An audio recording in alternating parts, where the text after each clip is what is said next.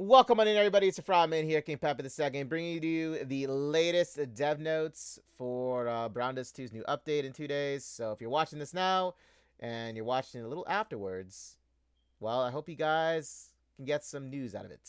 I know we've been through a lot these last 72 hours, right? It's been crazy.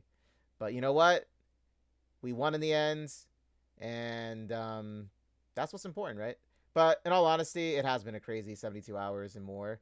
But we're going to get into this because this video is for the updates and checking them out, okay? Nothing with drama. So let's hop into it. Okay, guys, so here is the maintenance. It's going to be happening tomorrow for us and the global side, okay? Maintenance time, January 14th, 11:50 p.m. UTC time, okay, through January 15th, 4:30 a.m. UTC time, okay, guys? Calculate that on your half. I believe it's like a 5-hour difference, if I'm not mistaken. At least for me it is. So that's like 5 hours back, right? But yeah, so let's see. Character Pack 8 Yoma Busters update. Dude, I'm so excited because we haven't had a character pack since Contract Wars. And yes, currently I am live on Twitch. Normally I don't actually make these videos while I'm live on Twitch, but I was short on time. So here we are. So in case you guys hear me talking to anybody in this video, it's with my chat. Okay, so Character Pack 8 Yoma Busters update. Very excited, like I said. Story. Okay, so let me read the story here. The first full moon, the day of ritual purification, when one can receive cleansing energy from the sacred moonlights. Yokai steeped in all kinds of misfortune and negativity have gathered here at the onsen. But the onsen have been tainted, corrupted by the seed of someone's impure hearts, which I already know who it is, right? Overrun by the spring's malignant energy. My god, did I pronounce that right? The yokais run rampant, plunging the onsen into even greater chaos. On top of that, Yoma, sealed away 300 years ago, is released, exasperating the situation to its breaking point. To resolve this entire upheaval, 3 people join forces. They are known as the Yoma Busters. Dude, 2 out of the 3 do have a lot of busting to do. Let me tell ya. Character Pack 8 will be unlocked by clearing Story Pack 1, Night of Blood, on normal difficulty. So, in case you're a newer player and you're just joining in, right, after the entire thing that happened recently, which I won't say. You have to just clear the very first story pack, and then you can actually do like the rest of the content. That's what it's saying. The skill balance of temporary companions joining during the story pack may differ from the balance of permanent companions when officially released. Okay, understandable. 1-1 here. Full voice acting support for Yoma Busters pack. Let's get it. The main quest of characters. Oh my god. The main quest of Character Pack 8 will feature full voice acting in Korean and Japanese. Hey, let's get it. You can enjoy the new character pack's main story accompanied by the characters' voices. So, guys, in case you guys love JP a little bit more than KR, there you go. Okay, I love both, by the way. So I just want to say that. I love both VAs. 2, season event Golden Tamago updates. The seasonal event Golden Tamago will be updated. Event period for Golden Tamago after January 14th. Before January 28th, maintenance, you can participate in the Golden Tamago season event by tapping the season event logo on the right side of the home menu. Golden Tamago season event consists of the following activities: event story, normal battles, challenge battles, fiend hunter, event shop. You can purchase various items at the event shop with event currency acquired from each content. So there they are in the hot springs of the Tamago. And damn, do my girls look sexy. Yeah, they do. I'm going to call it. My girls Ventana, Blade, and Liberta. And then you got the cute little egg here, right? Cute little Tamago. There they are. Okay, so the story with this one is beneath the onsen waters left behind by the departing mother bird yokai, a golden tamago is discovered. A baby bird yokai hatched from the golden tamago starts stirring up trouble, sending the onsen into a lively commotion. To get the chaos under control, Liberta begins training with Blade and Ventana. As always, Liberta tries to get by with her usual tricks, only to end up in a tight spot. Will Liberta be able to bring peace to the onsen? Yeah, guys, she runs the onsen. I know. It's hard to believe, but yeah. Each episode unlocks so my god, I can't talk. Each episode unlocks sequentially as you watch them. and some episodes will be opened after a set period. I know my English ain't that good, right? Okay, so it explains the Golden Tamago season event battle guide.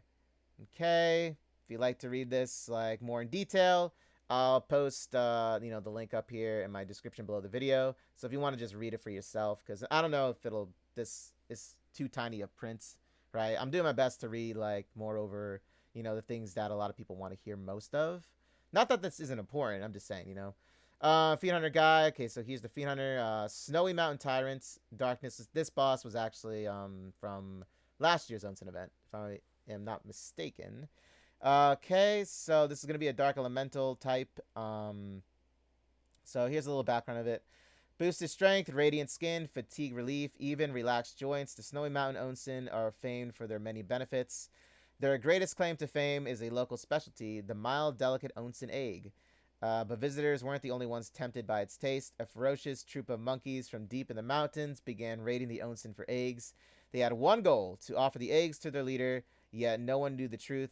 Those eggs were actually being presented to the monkey leader's mate, and now the true ruler of the Snowy Mountain emerges. Dude, that story was crazy at the end. If you want to go check it out, it is in my YouTube playlist. And I am going to actually make the playlist that I have for Browndas to actually more, you know, official looking, I should say. Like officially sound, because it's all on one playlist. So I was like, I need to separate these. And I am actually going to do that. So the next time you like look at my playlist, I'll have like Browndas 2's main story playlist. I'll have Browndas 2's season stories playlist, and then I'll have like a playlist just for like updates, like this one, like this video. I'll have it like all in order. You know what I mean? It'll actually look a little bit more professional. Okay. But yeah, so that's what I'll be doing. But anyway, so for Golden Tamago event shop information, so this is just, the rewards that you can get from it. Always go for the draw tickets. You always get 15 of them. That's what I say. Tears of the Goddess, I always say go for next, right? When you're buying things from the shop with the currency that you earn. And then with that, you can either get the Refining Crystal, which I highly suggest getting. Ancient Crystal is a must for UR gear crafting. And then from there, you can spend it. Well, actually, hold up. The essences as well. Essences are used for the awakening. Very important because they add to your base stats. So that's very important. So I would say go for that next. And then just spend it on whatever else you like. My recommendation, too, for newer players, if you're having issues with trying to craft gear, don't worry about it. Because when I started playing this game, guys, I just started with the event gear that you get in the shop. I kid you not. I actually got really far with that event gear. So I would just say, if you want to save up your resources for when you eventually get to crafting like UR gear, that's your best bet. Just use the the events stores event gear, okay? And also, as for the as for the level up materials, you also get it from the event shop, but you can only get it in the event shop to level all the gear up. Just keep that in mind, okay? Okay, so let's see. 5 season event bonus costumes. So basically, you get more of the event material, when completing stages and such. With the, exclusive, or not exclusive, but like the costumes that are like there for like, they say you get 20% more, 30% more. You know what I mean? From depending on like who you have unlocked, basically, and then it adds up and you get more, event material out of it for completing stages and whatnot. Okay, so these are going to be Shrine Maiden of Purification Granadair, which is the new one. Queen of Glutis Granadair, which is the other new one. Onsen Manager Liberta, makes sense. And then Onsen Practitioner Ventana. So, I had a feeling that, yeah, and they did show that Onsen Practitioner Ventana, she's going to be rerunning. So, in my opinion, guys, if you're curious about her, I'm going to say this. Now, this is my own opinion, but I feel like it's also a little bit true, because I feel Ventana is actually more of an endgame build. Okay? So if you did go for Snow White Ventana for her rerun that they just had, right? And that's ending very, very soon. I would suggest, if you did go for her and you like, let's say at least +3 her to get that SP down by 1 point, right? Or if you, let's just say you went to +5 with her, I would recommend then going for Onsen Practitioner Ventana. She pairs very well with Robin Hood Zenith. And if you did go for Robin Hood Zenith, which she still is in, if you're watching this video now, like, before the update, then she still is in the banner pool. I would go for her at a +3 because at +3, if you level up her skill tree, you don't have to use any more SP points because it goes down to 0, which is very nice. And also, the cooldown time for hers is 1 turn. So you can use her basically for every single turn. And the reason why they pair up so well together is because Zenith, she applies concentrated fire, which in turn, Ventana's costumes, all of them, in fact, do more damage when an enemy is under concentrated fire state. Okay? So that's why I say, like, Ventana, she is super strong still. Like, in this game, she is nasty strong, right? But she is also an investment that you would have to put into her. Okay? That's just, something I want to say. But yeah. And also, keep in mind, she also only targets single targets. Okay? Keep that in mind, though. But she's excellent when you have to, like, fight an enemy that has, like, a beefy amount of health. Okay? Okay, so, there you go. Liberta's Prestige Skin update. Okay, so I'm going to talk a little bit about this. Now, in case you guys didn't read the previous dev notes or watch my previous video about it or seen any, news about it, they're going to be giving out Liberta's Prestige Skin for free as basically an apology to the Brown Dust 2 community. You'll be able to claim it from January 15th to February 12th, it says right here in the details I'm reading. So, free interaction scene along with it. They are going to release the original state of what they were going to right before they made that announcement in their last update or their last live stream where they said they wouldn't because they couldn't do it, right? But now they are. Okay, so you are going to be seeing the very original what they were supposedly going to release. Okay, so it's free, guys. Okay, you don't have to pay for this one. So I would say that's a big win. And if you miss it, then sorry to say, that's on you. Because they're giving you literally 4 weeks to claim it, okay? I'm just saying, if you don't get it now and you complain about it, what can I say? It was there for 4 weeks, guys, okay? Okay, so, let's see here. So, as announced in the dev notes on January 12th, the Hedonist Liberta Prestige Skin will be distributed for free for 4 weeks. See, it even says it. You can obtain it as the level 2 reward in the Golden Tamago Season Pass, running from January 15th to February 12th. For details, please refer to the Season Pass section in the event notice. Okay, when equipped, the Prestige Skin will alter the standing illustrations, skill cutscenes, and SD character model of the original costume. It'll also add unique dash effects and idle animations not available in the existing character. Additionally, interaction features previously exclusive to Fated Guests can now be enjoyed on the home screen, and interactions can be enjoyed without a Fated Guest story. No changes are made to combat performances, because this is all just looks, okay, guys? Uses the original costume skills. Once the Prestige Skin is obtained, go to Companion, Custom tab, and in the lower costume selection area, a skin button will appear above the SD icon for Onsen Manager Liberta. Tapping this will bring up the skin change pop-up. If you own only the Prestige Skin and not the Onsen Manager Liberta costume, you can still enjoy the standing illustrations, skill cutscenes, and interactions on the home screen. So meaning, you don't actually have to own, like, Onsen Liberta to claim this skin and to actually enjoy, like, the interaction scenes and everything. That's more along the lines of, which I felt was a really nice thing, by the way, when they first started doing this last year, right? You don't have to actually own the costume to claim this, right? And to enjoy it, you know what I mean? So, that's really nice, right? So, but I would suggest going for Onsen Liberta because she's actually very nice for, chain stacks, for the support-wise. And also, she is, still a very important supporter for the Last Night mode, okay? Because that's where, like, chain stacks is, like, king when it comes to doing damage in that, right? She's an excellent supporter, okay?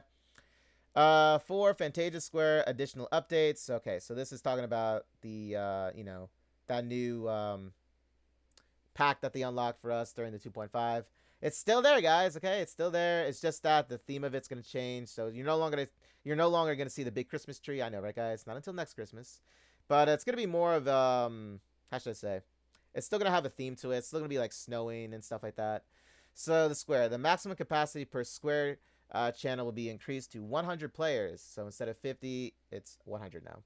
The atmosphere of the square map will be updated, which is what I just said. Okay, so 2, avatar. A motion link feature will be added, allowing you to mimic another player's motions while they are performing it. Very nice. Tap a player's avatar while they're performing a motion, then tap motion link to copy it once. Dance motions will sync so you can dance together. I'm actually going to be doing a video on this with my buddy once the update happens. The avatars Iron Monarch Wilhelmina and Knight of Blood Ustia will be added. Let's get it. These avatars can be purchased from the avatar settings using Deco coins. So new outfits and accessories will be added to the avatar settings, and avatar outline visuals will be improved. So guys, if you didn't, spend all your Deco coins, here's your chance to actually unlock, 2 additional avatars. So Wilhelmina and Ustia. And yes, I did save up mine. I do love, my girl Liberta and Teresa. And Teresa, my god. Teresa. But I was saving it because I had a feeling that, in the future updates at the time, I was like, I know they're going to release some more, so let me just wait a bit, So I am going to unlock Wilhelmina, and I'll also try to unlock Ustia. I saved up a lot of Deco coins, mind you. Now, in case you guys are worried that, you don't have enough Deco coins, right? Because you spent them all. Well, they did say in their live stream that, they were going to have ways where you can collect more, okay, and some events as well. So don't worry about it. You'll have a chance to, replenish them if, you spent them all. Chat updates, a real-time auto-translate feature will be added. Tap the auto-translation checkbox at the top of the chat window to automatically translate messages into your selected language. Even when auto-translation is off, tapping a chat bubble will translate that message only. This feature also applies to guild chat.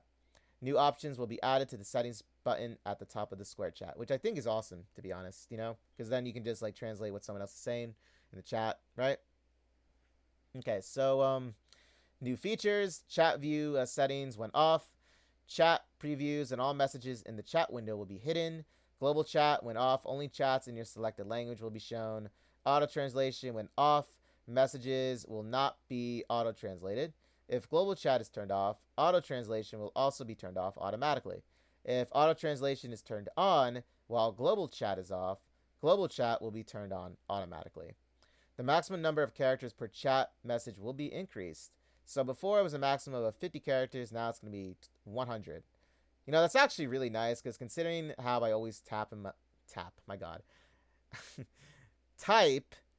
whenever I type in my guild chat, right, when I'm talking to them, I always have to half my sentences because, you can never type something out fully, so that's actually, a really nice feature too, right there. Okay, so because my sentences would always be broken down into one unfinished statement that I make, and then I have to go to another and just finish it off, and it just looks weird. Okay, so 5, changes to certain field content. So some field content will be changed from daily resets to weekly resets. Now, this was actually a really big win for us because this actually now shortens the length where, if you're somebody that loves to collect everything on every single, story pack and character pack, right? And even the season event, packs themselves, then this will help you a bunch because now you're just going to click it one time and then it collects everything and you get 7 times the reward. So basically it's you still get the same amount of rewards, right? It's just 7 times it. And it even says it down here. So let me just read it. With the shift to weekly resets, rewards per item will be increased by 7 times to keep the total weekly rewards the same as before. As some field content moves to weekly resets, certain missions and daily missions, the season pass and return pass, will be adjusted. Because this actually had to happen because that was one thing I was curious about because I'm well, if this changes, wouldn't the daily missions and the season pass and return pass mini missions have to change too? Because that was something obviously that counted on towards finishing your daily I guess completion bar, right? So they're gonna adjust that now. I'm actually kind of curious how they're gonna do that though. Maybe instead of daily they'll just change it to a weekly instead, and there's no more daily. Maybe they'll do that instead, and then they'll not double, but Then they'll like instead of 60 diamonds you get per daily, for doing your completion task, they'll like sum it up like what? It'd be 60 times 7. So that's like 420, right? So then they'll add that on to maybe how it's supposed to be with the weekly rewards. You get like 200 diamonds. So then altogether that'd be like 620, right? I'm doing math right, correct? So like that would be it then instead. I don't know. I don't know how they're gonna do it, but that's what I think is gonna happen at least. But let's see. Anything else here? So fines in indoor safe zones will be removed. Rewards from removed indoor fines can instead be obtained from outdoor safe zone fines at adjusted rates. So it's on maps with 3 or more battle zones. So basically, like Story Pack 6 that had like 3 safe zones in it. But you'd have to go to like the safe zones and explore. If you wanted to do like the achievement honey, basically, that's how you had to do it. Because in the game, there's like an achievements page that you can go to, right? And you can get additional rewards. And mind you guys, those rewards are actually a lot. Okay, so the more you climb up, the more the increase of the rewards go. Okay, so so like one of the achievement tasks was like finding everything hidden or finding all the collectibles on one story pack map, right? And then that would count towards your achievement bar. So they're going to, I guess, adjust it. Maybe players found it too difficult to find things. Because like sometimes, well, if you're a newer player and you don't have like, let's say, Homunculus Lathel or Zenith, right? Then you wouldn't be able to find the hidden, rewards on the map because they were the only ones that did that. But maybe that's why, because when people wanted to collect it but they couldn't, they didn't have these costumes. I don't know. I'm just trying to like think aloud here. But yeah, anyway, they're gonna make it a little bit easier. It sounds like. Okay. 6 gear management improvements. So 1, overall gear management. A new feature will be added allowing you to review the gear of standby companions in the gear management screens for the companion tab, Fiend Hunter, and Guild Raid. 2, added options for equipped gear upgrade. An on and off toggle for upgrade standby companion gear will be added to the equipped gear upgrade section at the bottom of the gear management screen. When on, gear of standby companions will also be included as upgrade targets. When off, only gear of companions in the current battle formation will be upgraded. 3, batch unequipped feature improvements. After tapping the batch unequipped button at the bottom of the gear management screen and then tapping the 3 dot icon, a filter will appear allowing you to select batch unequipped targets. After tapping the batch unequipped button, you can also tap individual pieces of gear to unequip them in bulk. Okay. So 4, and auto-equip feature improvements. Tapping the auto-equip button at the bottom of the gear management screen will now provide the following options. So features here. So oh my god, I can't read. Full auto-equip. Description: if stronger gear exists in your inventory, currently equipped gear will also be replaced automatically. Empty slot only. Feature: gear will only be equipped to empty slots. Currently equipped gear won't be changed. Okay, so there you go. And then 5, last night gear management improvements. Upgrade equipped gear, batch unequip, and auto equip buttons will be added to the bottom of the manage saved gear screen in the last night. So I'm gonna be honest with you guys. When I normally equipped gear, I actually just set them to a preset for like my characters, right? And depending on what boss it is, or what theme of boss I'm fighting, meaning like property wise or elemental wise, I base my presets off of that, really. I don't do a lot of like in-depth gear equipping, to be honest with you guys. But for those that, find this a lot easier for them, this is gonna be the update on this, okay?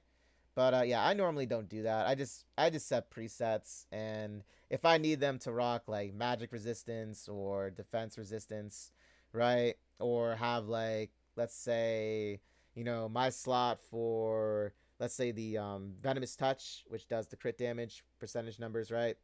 Like I have one of those and I have another one. They're both like the same tier, but one slot has, let's say, an S tier in it and another slot has like an A tier. Then normally I just rearrange it a little bit and then that's how I do it. I don't make it overly complicated. I know what I just read might sound a little bit all over the place, but that's why I really only make it simple for myself. But like I said, if this works for you, then kudos. Okay, so 7 here. Pub recruitment improvements. Display of recruitable companions appearing in the pub. Okay, so tapping the 3-line icon next to the minimap shows up to 3 SD portraits of recruitable companions in the pub tab. Viewing the map via the minigame or mini-map displays up to 3 SD portraits above the pub icon.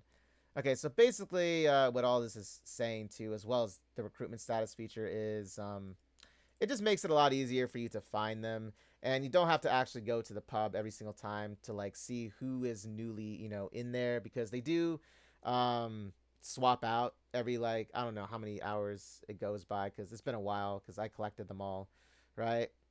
Well, and I didn't collect Demon Seer yet. She's like the only one in there. But other than her, like, it would always have this timer.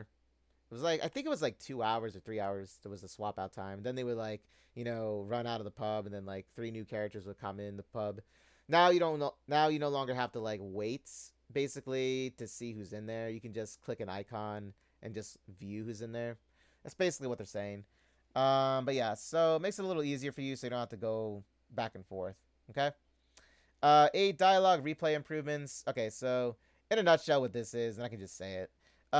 Before, they never had an option where, you know how normally in stories, like, you could go to like the dialogue, like there was like an icon for it in case you missed some dialogue or you wanted to hear them say it again. You were able to click on something on the upper right hand corner or upper left hand corner, whichever, and then it would like bring up a dialogue page of like whatever they said, right, and what you said back, whatever you know what I mean, or whatever like that. Brown 2 didn't have that, and that was like one feature that I was hoping they would add eventually. And they finally did it. So I'm very happy about that. So now you can, like, if you miss something, right, because you're like, looking too hard at like some boobs or something in the game, then you can just go to the icon now and, reread, what you missed. That's basically what this is. Okay. 9, ability skill function changes. Okay. So the usage counts for absorption and assemble ability skills are merged and can be used via a single button, which is amazing.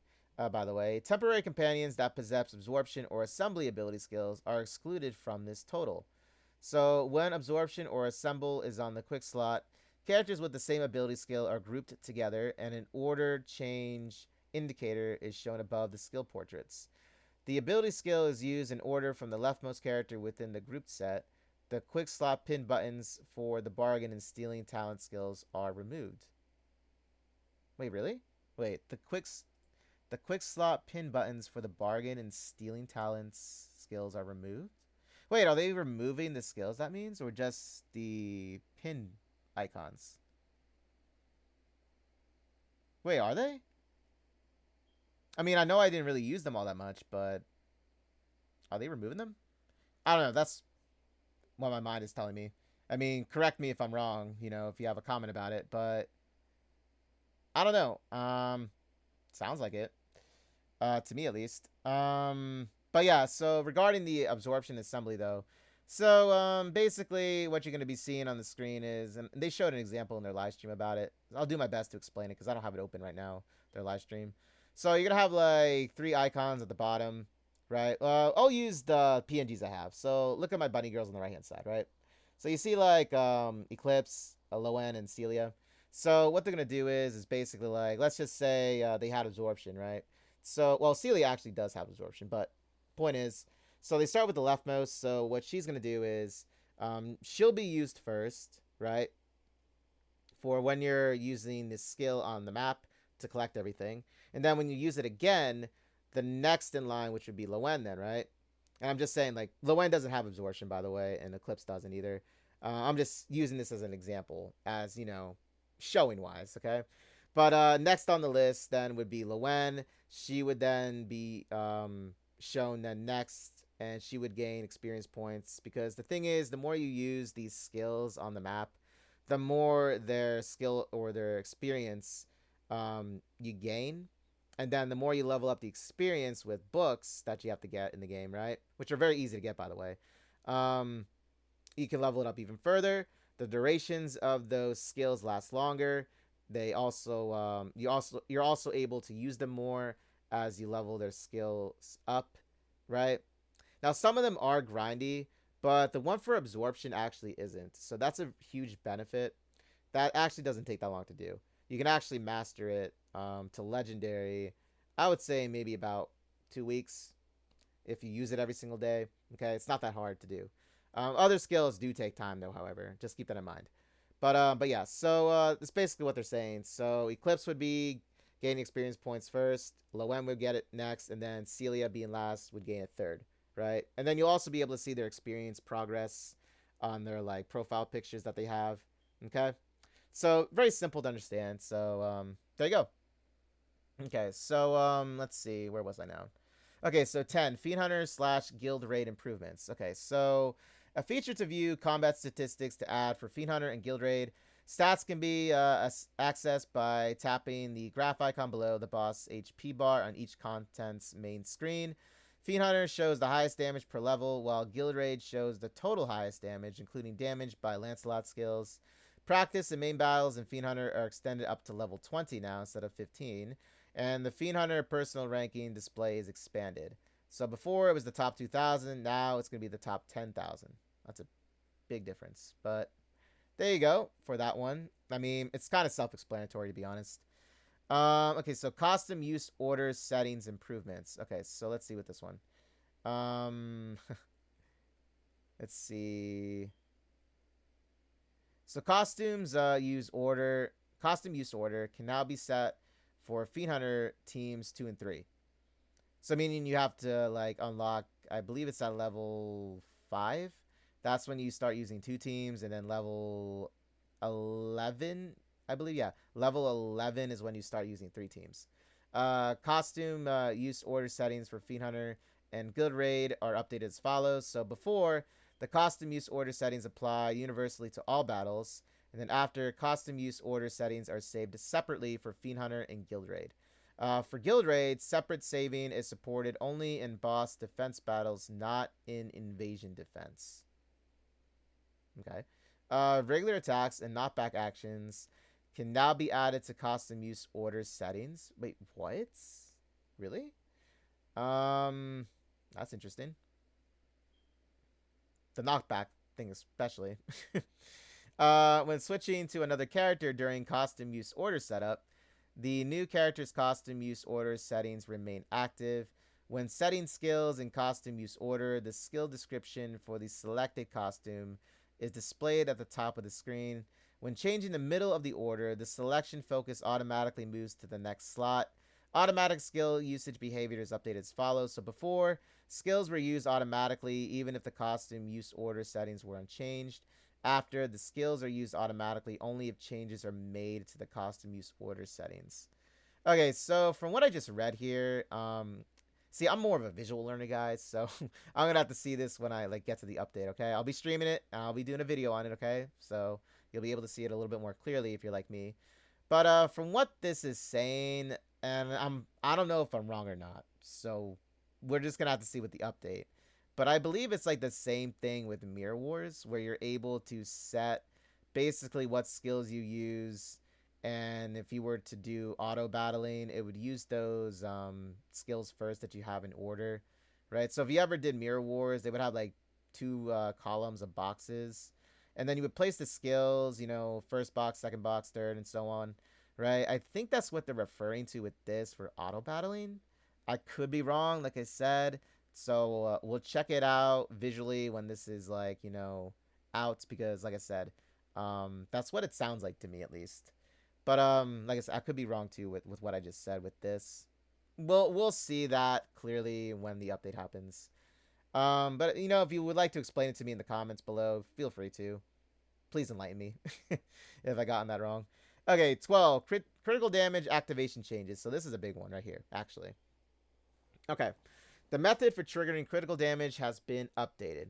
So before, a critical hit was checked individually for each attack target. So if you use like an AoE, right?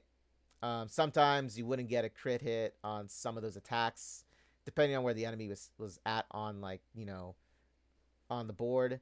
But now, when you do a critical on one enemy, it'll be basically the result of for all of them if you're doing like an AoE attack, okay? So after critical hit is checked once and the result is applied to all targets. For multi-hit attacks, a separate critical hit check is performed for each hit. For damage over time and counterattack damage, critical hit checks are still performed individually when each target takes damage. Okay, so that's fair. For nightmare damage, critical hit is checked for each hit. Nightmare damage? What is that? So, hold on. What? Nightmare damage? Nightmare damage. They're not referring to Sonya's skill, are they? That's the only nightmare that I know of that has the word nightmare in the skill. Okay. I understand everything else, but nightmare damage? I basically just take this as this. When you land a critical hit now, right? It'll be applied just overall to a target. Or targets, I should say. Makes it, I guess, I think this was a way maybe to just make it a little bit easier, right? Critical hits in this game, in my opinion, at least in my opinion, weren't bad. However, if you're talking about crit farming for a while to get a hit in, then yeah, it could be because you don't know how long you'd be there, you know, trying to crit hit an enemy. So I think that was it was changed because it was to like lessen or to not have that happen, right? Okay. So I think that's better, right? Okay, yeah, so I was right. And welcome on info. How you doing? Okay, so yeah, so nightmare damage was Sonya's scale. Okay. I was correct then. Okay. 13. Sound download off feature added. A sound download off option is added to reduce memory usage. Okay, so for anybody playing this game on mobile, right? You can now just change that in the settings. Okay? That's very simple, right? Okay, temporary hiding of certain costume skill cutscenes and interactions. So let's see. As noted in the January 12th developer notes, the temporary hiding of certain costume skill cutscenes / interactions along with related costume design adjustments will apply only in one specific country. Okay.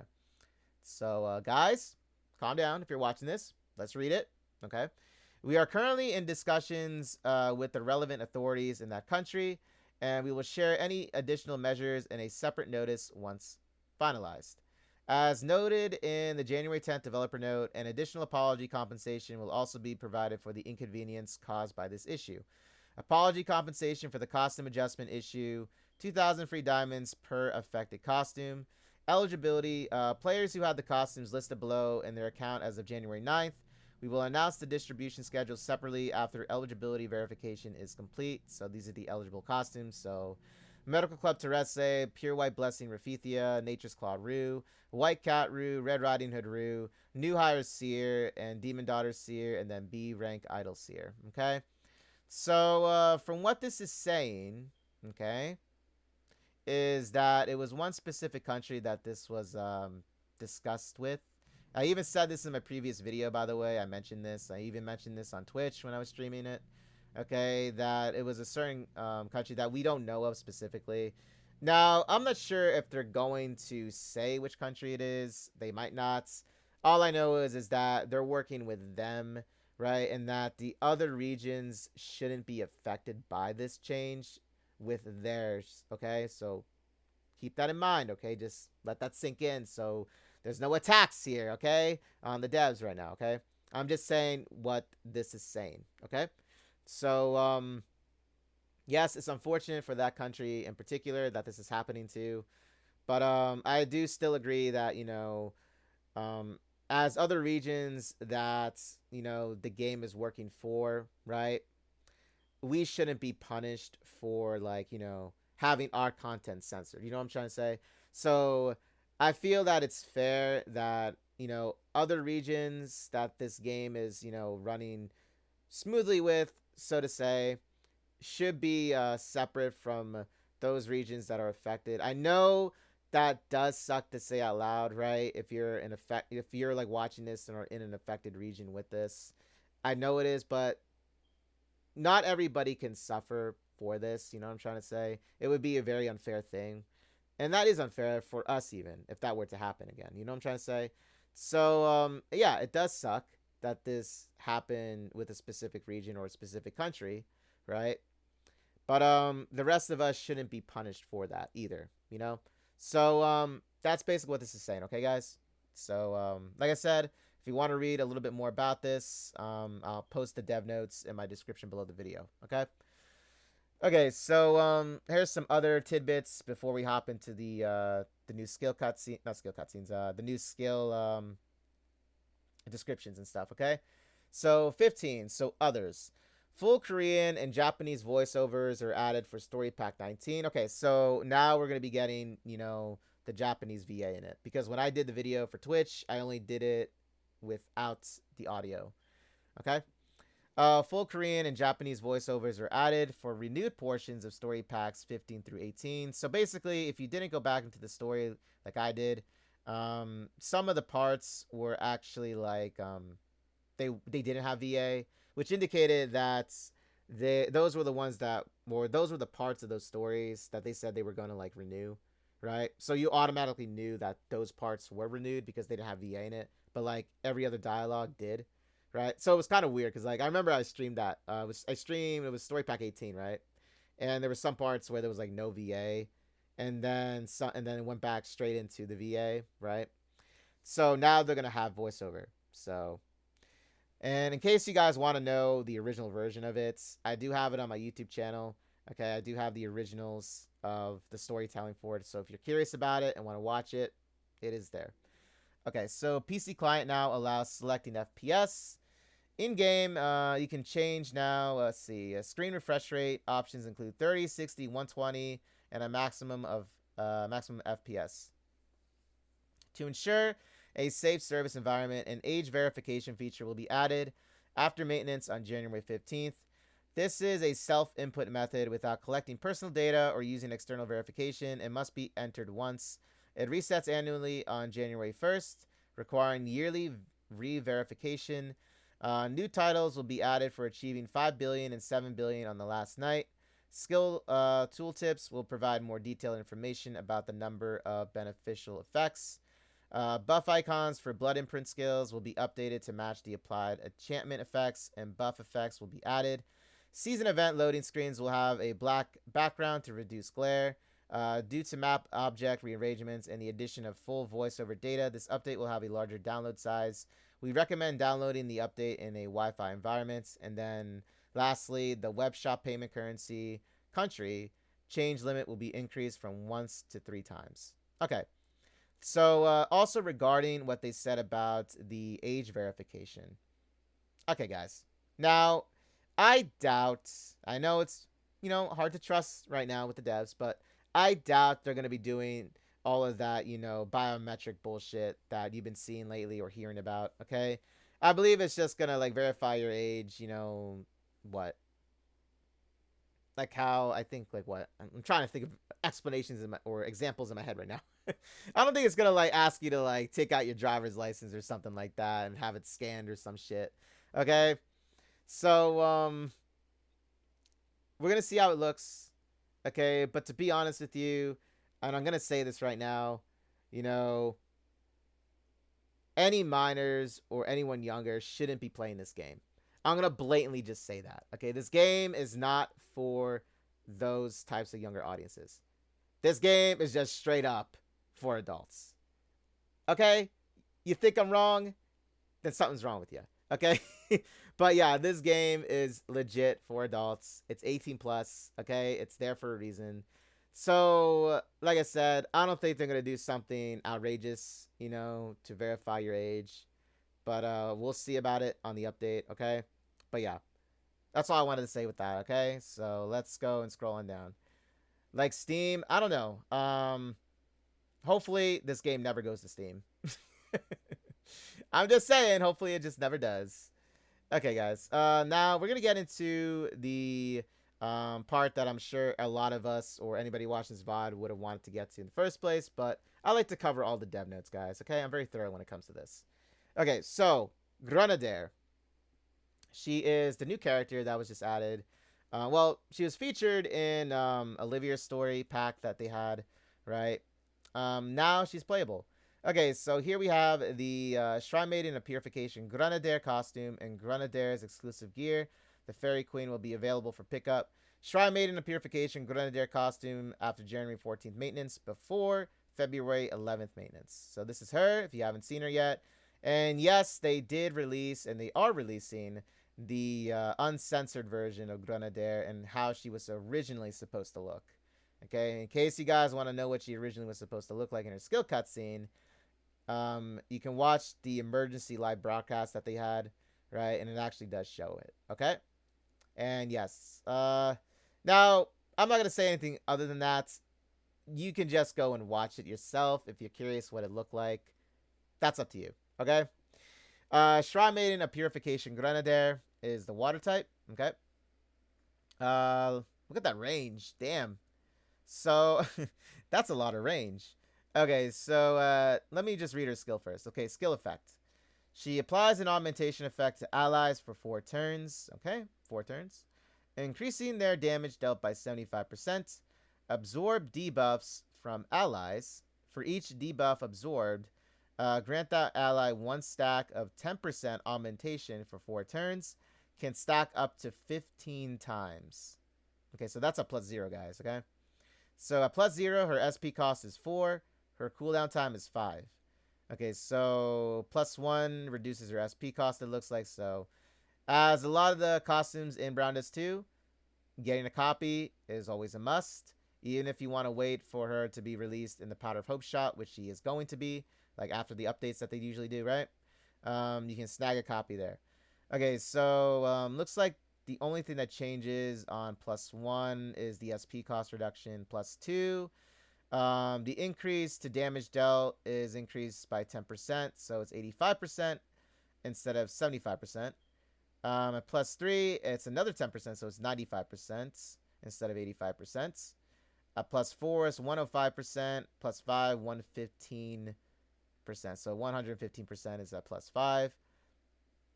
So she increases the damage of the augmentation effect to allies for 4 turns by 115% at +5. So skill tree wise, the base augmentation increases by 5%. The base augmentation turns increases from 4 to 6. And additional augmentation increases by another 2 turns. So that's 6 turns. So for the sake of saying, if you level her up to +5, it would say then apply an augmentation effect to allies for 6 turns. For 6 turns, increasing their damage dealt by 120%. Absorb debuffs from allies. For each debuff absorbed, grant the ally 1 stack of. Oh no, the base augmentation isn't. It isn't 120. It's 15. Right? For each debuff absorbed, grant that ally 1 stack of 15% augmentation for 6 turns. I'm reading this with the skills, mind you, with the skill tree upgrade, okay? You can stack up to 15 times. Okay, so I would say that's insane and incredible. Now, mind you,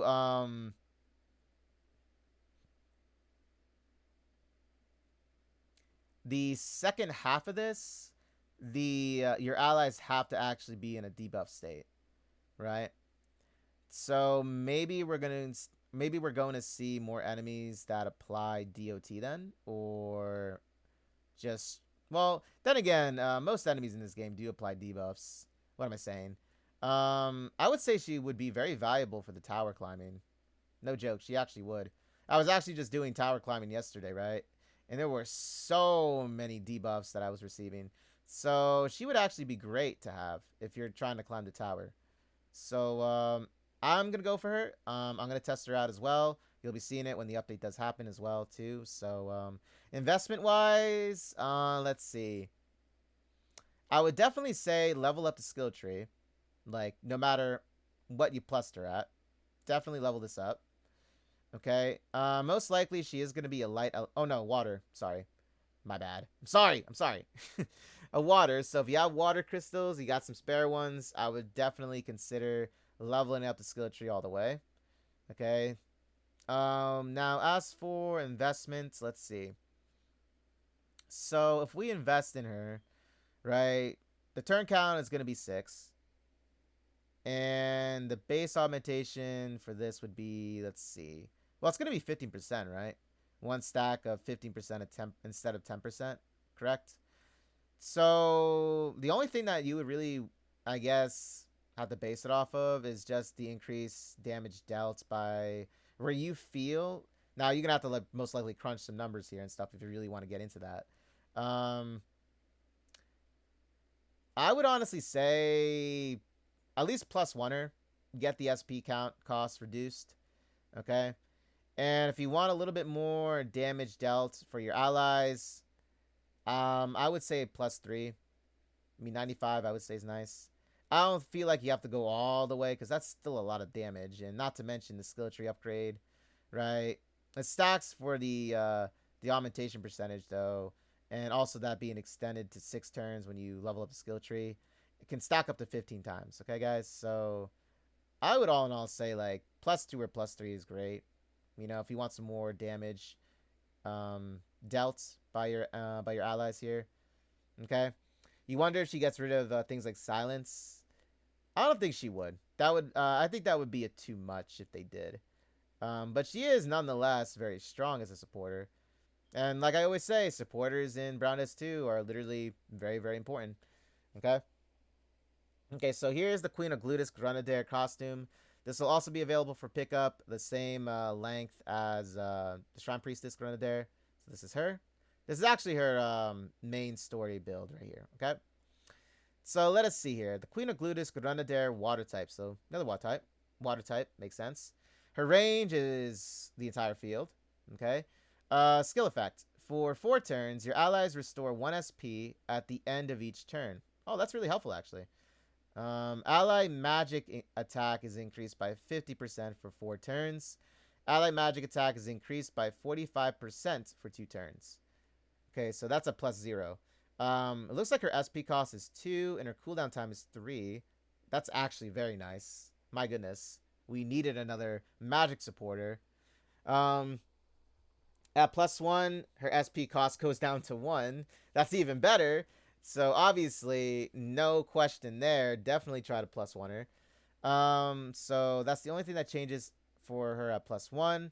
Plus 2, the ally magic attack is increased by 60% instead of 50%, so it goes up by 10%.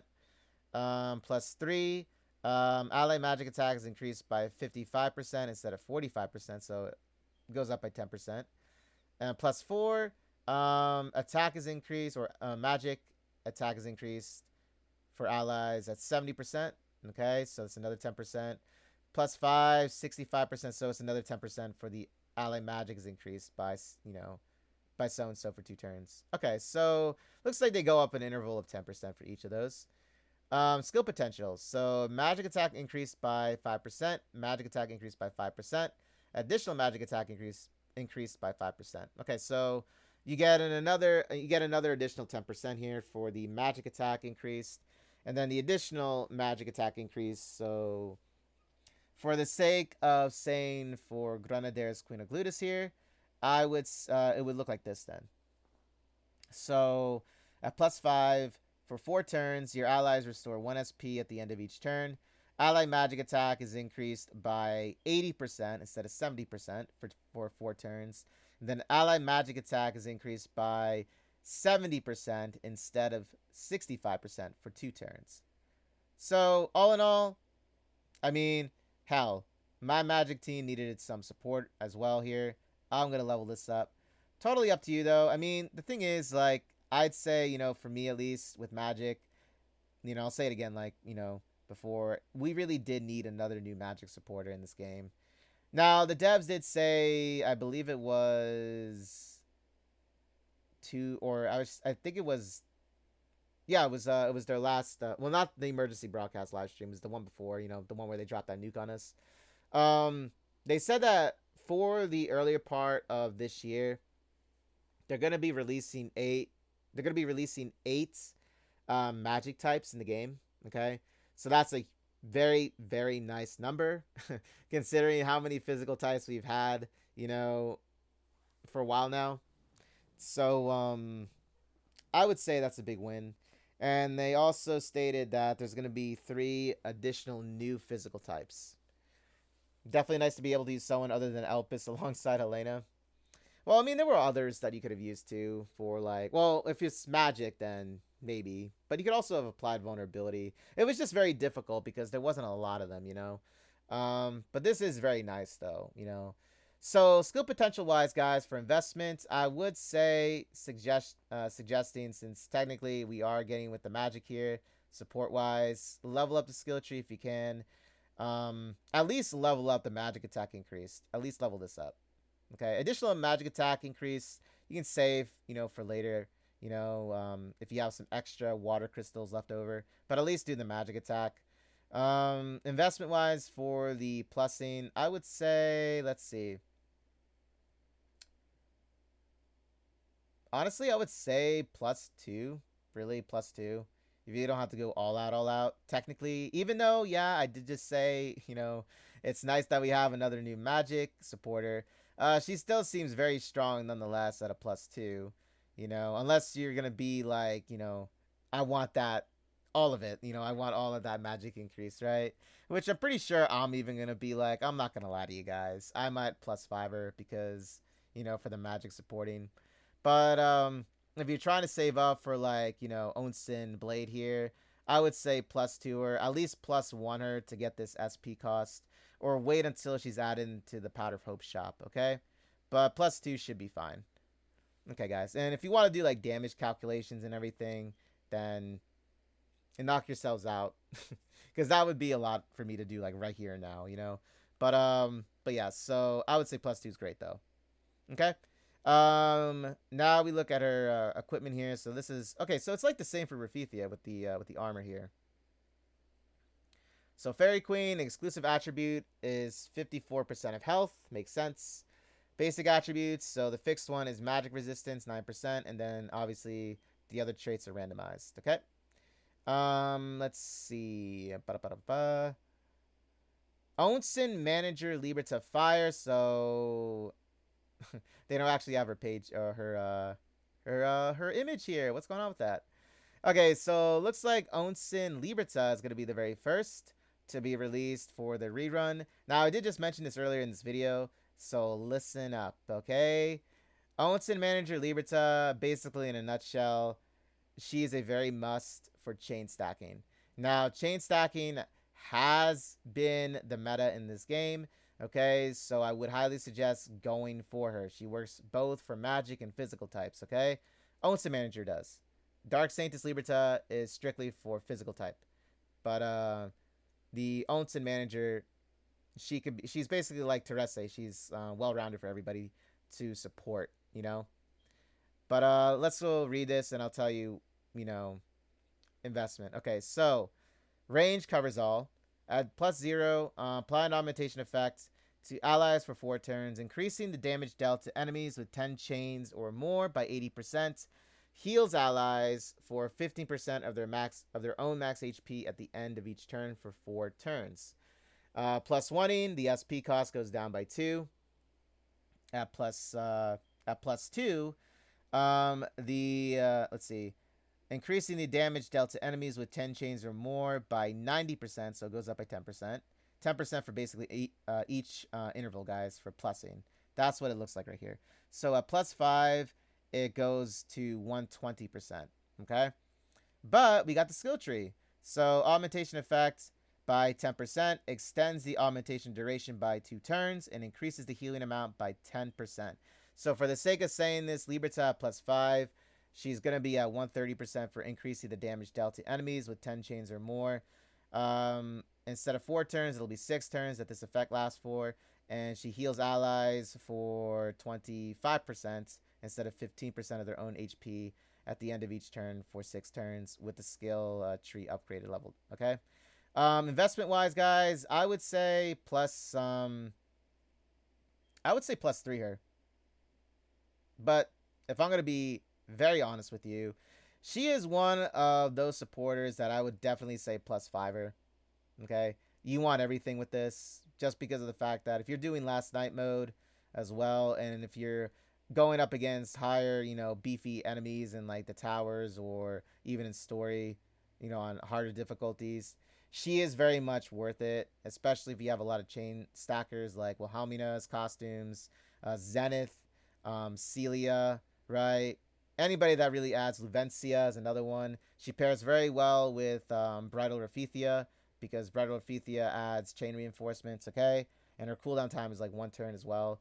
But with Onsa Liberta, her cooldown time is 5 turns. So, but the effects last for 6 turns if you level up the skill tree. Okay, so I would say she is worth the investment, definitely. Okay, guys. Yeah, definitely, absolutely. Yeah, typically a good idea to go all in on meta buffers like Onsa Liberta. Yeah, definitely agreed. So that's my opinion, guys. If you're watching this, that's up to you though. Okay. Because the thing is, with Onsen Blade, I know how hyped she is and everything.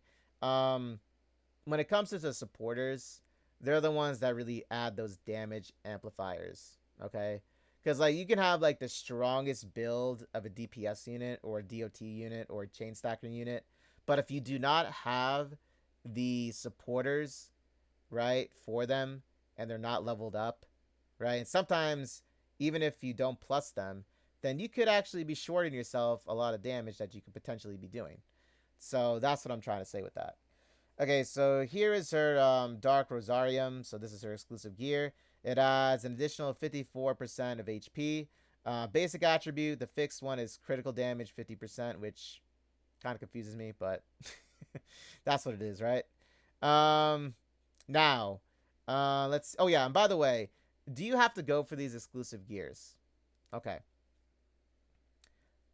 Technically, you don't have to. Dark Rosarium for Liberta just adds more health for her, so basically ups her survival rates. But you don't need him, okay? That's more of a thing where if you really want to go for it and you have like some spare tickets or spare gems, right? And you're looking to spend them, then you can go for it. But I would say like if you're still trying to save for future costumes, they're not needed, so to say. But there are other ways that you can now get exclusive gears now, because ever since they now have the new 12 pick selective draw for gear now, right? Because they have now for costume and gear, you can just use selected draw tickets that you collect over time and in events and stuff, and just try to your luck with those. That's how I would do it, but that's up to you guys. Okay, but yeah, it's the same thing with like um Granadair as well. Okay, she just has more HP added to her. Okay. Rerun of Ulstein, the scholar, the Fiend Scholar Ulstein here. I know, he's a guy, guys, I know. But I gotta admit, man, he is a very strong supporter, in my opinion, because of his skill ability. Oh, yeah, let me read it. Okay, the Fiend Scholar Ulstein wins. Okay, so, range, 9 squares. At plus 0. Okay, so, restores 1 SP to allies and reduce the enemy's SP by 1 each time an attack hits an enemy. Deal magic damage to the enemy equal to 25% of your magic attack. Apply silence to the enemy for 4 turns. See why he's strong? At plus 1, you restore 2 SP points to allies and reduce the enemy's SP by 2 each time instead of 1. At plus 2, you restore it by 3, okay? And at plus 3, the SP cost goes down for Ulstein's skill by 1 point, so instead of 4, it is 3. At plus 4, restore 4 SP to allies and reduce the enemy's SP by 4 each time an attack hits. And then at plus 5, it restores 5 SP to allies and reduces the enemy's SP by 5 each time an attack hits an enemy. So the thing is, when it comes to PvE, the reduce the enemy's SP by 5 really doesn't apply to them. However, if you so choose use Ulstein in like PvP mode and you just so happen to get like a group of like, where someone for some odd reason had their like setup where they're all in a group, then you could literally wipe them out by them not having any SP points to cast skills. You can literally just have Ulstein cast this skill. He'll drain all their SP while you get an entire bar of it, right? And then you'll easily win. But that's, like I said, PvP. It's like a really big what if that happens, right? But like, cause they would have to be grouped, guys. Okay. Like, hey, welcome in, Seru. How you doing, buddy? Um, but yeah. Okay, so guys, I'm gonna be honest with you. Now, when I was climbing the tower, and I was legit doing it yesterday too. Let me give you an example here. So the thing is, guys, and by the way, I didn't read the skill potential. Actually, let me read the skill potential before I get into it. The magic damage is increased by 125%. Okay. Enemy SP is a -1, and then ally SP goes up by 1. So basically, at the end of the day, if you're looking at a +5 Fiend Scholar Ulstein, you're restoring 6 SP points to allies instead of 5, and reduce the enemy's SP by 6 instead of 5 each time an attack hits an enemy. Deal magic damage to the enemy equal to 150% of your magic attack. Okay, instead of 25. That's a big leap. Um, but yeah, so he also applies silence. So like I was saying, with this one, I'll give you an example of why he's very strong. And like honestly, I really do feel he is. Okay, when I was climbing the tower yesterday, I had Allstein on my team for like 20 floors when I was doing the higher ends. Dude, I was clearing content because he was helping me restore my SP count, and he was silencing the enemies too. So that's why I was saying, he's actually really strong for a supporter still. In my eyes, he still is. I'm gonna look to +3 him because I have him at +2 right now. I want to at least get the SP cost down by 1 more point. So I'm gonna +3 him. But yeah, as for his specs here, right? Literally his specs. His HP just goes up by 54%. Do you have to have them? You don't have to have them, but that's more of a thing that's up to you. Okay. Now we're gonna get into the costume and exclusive gear schedule. So here it is. December 9th, 12 a.m. before January 14th maintenance. The Rerun Bunny, Celebrity Bunny Lowen is still there, guys. So you do have a little bit of time if you're watching this video right now. Okay. After December 15th maintenance, before January 14th maintenance, the limited new Bittersweet Bunny Darian, she is also running until the maintenance time, guys, at the 14th. Limiteds are not added into the Powder of Hope shop, so please keep that in mind. So, think about it, okay? Think about if you want to roll for them or not, or you think you're good at where you're at with the pluses, okay?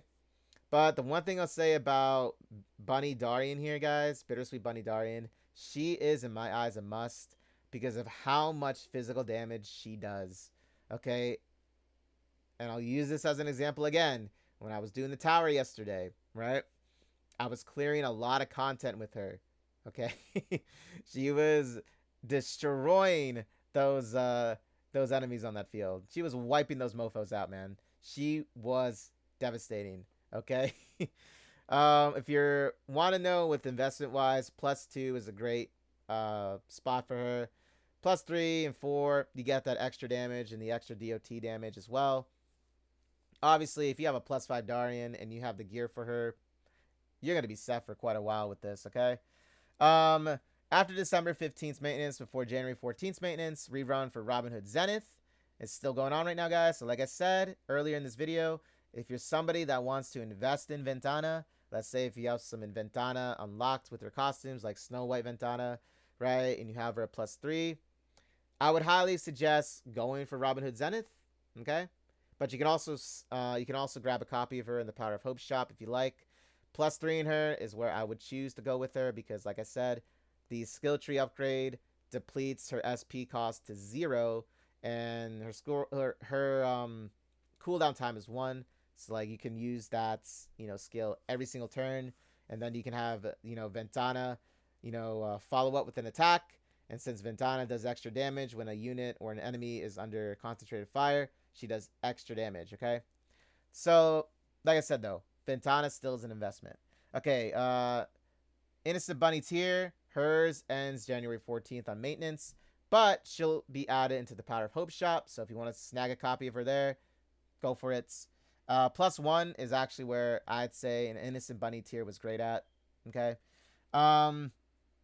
Okay, so here, January 8th through January 21st, rerun for Snow White Ventana. She is still in there, guys. Okay, she's gonna be until January 21st, so you have plenty of time to decide on what you want to do with her. Okay, she'll be also added to the Powder of Hope shop as well. +3 is where she's great at because her SP cost goes down by 1. Okay, January 14th and before February 11th. This is the new schedule for the new units. So new Shrine Maiden of Purification Granadair. And same dates. Queen of Glutis Granadair. Rerun for Onsen Manager Liberta. The same date. Okay, January 14th through February 11th. Okay. Then Allstein. Same thing. He's rerunning. Okay, January 14th through January 21st, though, however. Okay, because, you know, I think they have Alec to still do afterwards for him, though. So the Fiend Scholar Allstein, he ends on January 21st, just like Snow White Ventana does. Okay, their banners end the same day. And then they're going to rerun Onsen Practitioner Ventana on January 22nd through February 4th. And as for the rest of them, other than the limiteds, they'll all be added to the Powder of Hope shop after their banners end. Okay, or after the update ends. Okay, so there you have it with the rerun banners scheduling, and for the new banner scheduling, the same thing applies to their exclusive gear schedule right here. Okay, Powder of Hope shop, they're gonna be putting right now in this next update, however, Overheat Levia, Innocent Bunny Tier, Robin Hood Zenith, Comeback Idol Ventana, and Vanguard Gray. And yes, I am going to be going for Comeback Idol Ventana, because right now I am actually trying to build all of my Ventanas up because I already invested in Ventana, right? So I am actually going to do this. Okay, so Mirror War Shop Costume Sales Schedule. After January 14th maintenance and before February 11th maintenance, B Idol Seer is going to be added, okay, into the Mirror War Shop. And then added into the Golden Thread Shop Costume Sale, it's going to be Lovely Lady Elise. And Lovely Lady Elise, ever since they buffed her up, she is really nice, I would say still. I wouldn't say like she's someone that you can choose to have, but the one thing that she does have that differs from a lot of the other sub DPS units is that she can decrease defense by 50% and magic resistance by 50% at the same time. So that's really nice. So if you have like multiple enemies on the field, right, that have like both physical and magic, right, she can lower both of theirs and not just like one, you know. So very helpful. She does do an AoE attack. She does the same AoE attack they changed it to now. Instead of it being, I think it was like a cross shape before. Now they changed it to basically how Bridal Eclipse is, where hers is the heart shape. That's what they changed it now to the range formation for Lovely Lady Elise. Okay? So there you have it, guys. There's the latest, and then all of this is just fixes that they do. If you want to read that, like I said, I'll have the description for the dev notes right here, or I'll have the link to the dev notes in my description below the video. Okay, guys, so that's it. That's the schedule for it. I know they didn't show Onsen Practitioner Ventana. But guys, I got you guys covered with that. Okay, so with that being said, for this YouTube video, thank you guys for watching it. I do appreciate it, and I'll have you covered in the latest when the update drops. So until then, guys, stay safe and healthy, and I'll catch you then. Take care.